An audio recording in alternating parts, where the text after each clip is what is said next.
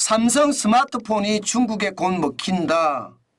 여러분, 이 말이 사실일까요? 사실일 가능성이 굉장히 높습니다. 저는 진짜 두려워요. 중국의 저가 파상 공세가 우리 산업을 송두리째 완전히 망가뜨릴까 봐 말입니다.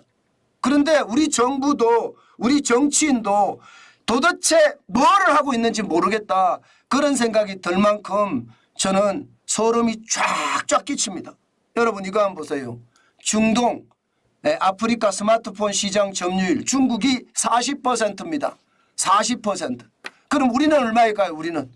대한민국은요, 휴대폰 업체가 이제 하나밖에 없습니다. 하나가 다예요. 예, 하나가 말입니다. 고군분투하는데 중동 아프리카 스마트폰 시장 점유율은 삼성전자 18%입니다. 중국 업체가 40%, 트랜스의 테크노가 20%고요. 예, 중국의 샤오미가 11%, 트랜스의 인피닉스가 9%, 도합 합쳐서 40%예요. 애플도 8%, 기타가 33%인데 반해서 지금 중국 업체가 지금 엄청난 속도로 따라오고 있죠. 이미 말입니다. 중동이나 아프리카 시장에서는 끝났습니다. 삼성이 이미 중국에 먹혔습니다. 저는 이런 것을 보면서 도대체 정부는 뭘 하고 있냐, 이런 생각을 안 할 수가 없습니다. 여러분도 알다시피 여러분, 한 나라의 제조업체가 이렇게 지금 보시다시피 테크노, 샤오미, 인피닉스 이렇게 제조업체 3개가 동시에 시장을 40% 점유하는 것은 있을 수가 없어요. 솔직히. 대한민국도 굉장히 많은 휴대폰 업체가 하나로 정리됐잖아요. 미국도 마찬가지예요. 예, 그 외에 뭐 스웨덴이니 하는 스마트폰 업체들이 많았으나 결국은 다 무너졌잖아요. 그런데 중국은 테크노, 샤오미, 인피닉스 계속 상승 중이에요. 왜? 정부가 뒤에서 엄청나게 밀어주니까. 정부가 밀어주니까 제조업체는 날개를 다는 거죠. 세금 깎아줘, 예, 세금 지원해줘, 인건비 지원해줘, 전기 줘, 수돗물 공짜로 줘. 이게 지금 중국의 현실이에요. 중국의 현실. 그러니 이게 뭐 저가에, 예, 아프리카나 중동에 갖다 뿌려도 문제가 없죠. 전혀 문제가 없습니다. 저가로 뿌리면 말입니다. 그렇다고 성능이 예를 들어 가격이 2배가 차이가 나는데 성능이 2배 차이 나나? 그렇지 않거든요. 그렇기 때문에 지금 중동이나 아프리카 스마트폰 시장은 박살난 겁니다. 어디 그뿐입니까 여러분? 동남아시아도 지금 마찬가지입니다. 지금 동남아시아는 명목상 대한민국이 삼성전자가 20%로 1등입니다. 그렇지만 여러분, 중국 업체들을 보세요. 샤오미가 18%, 트랜스가 15%, 오포가 15%, 비보가 15%, 중국 업체 점유율이 무려 말입니다. 60%입니다. 여기도 끝났다고 봐야 되죠. 여기도. 그만큼 말입니다. 중국의 성장세는 굉장히 빨라지고요. 그 성장세를 우리는 어떻게 따라가지를 못한다. 삼성전자 혼자 고군분투하고 있지만 이 고군분투가 얼마까지 갈 것이냐. 중국은 내부에 불황이 와서 지금 해외로 수출을 하지 않으면 다 망할 지경이거든요. 그러니까 목숨 걸고 말입니다. 저가로 전 세계에다 뿌리는 거예요. 스마트폰도 말입니다. 그러니까 삼성전자는 박살나고, 삼성전자만 박살나는 게 아니에요. 지금 이대로면요, 삼성전자가 더 최악으로 갈 수도 있고요. 애플도 박살날 수 있다는 것 저는 지표로 보인다고 봅니다. 그만큼 말입니다. 애플까지도 상황이 진짜 좋지 않습니다. 지금 이대로면 모든 게 말입니다. 무너질 수밖에 없겠구나. 그 생각을 할 수밖에 없어요.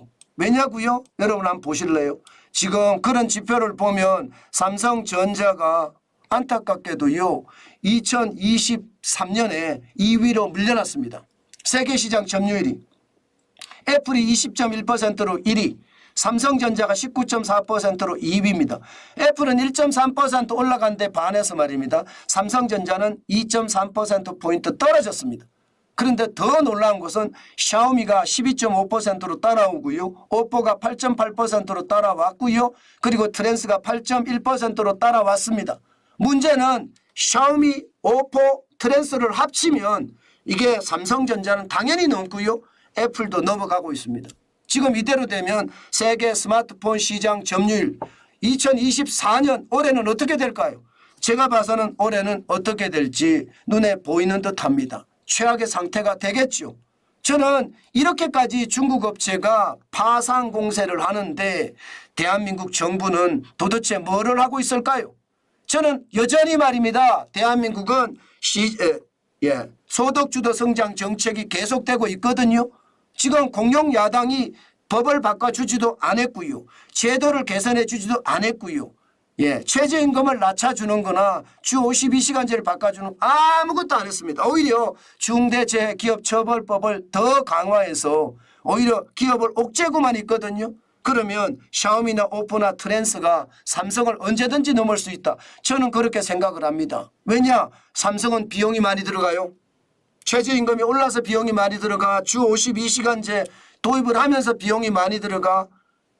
중대재해기업처벌법을 도입하면서 비용이 많이 들어갈 수밖에 없는 게 지금 현실이거든요. 그 현실이 지금 우리에게 맞닥뜨려졌고요.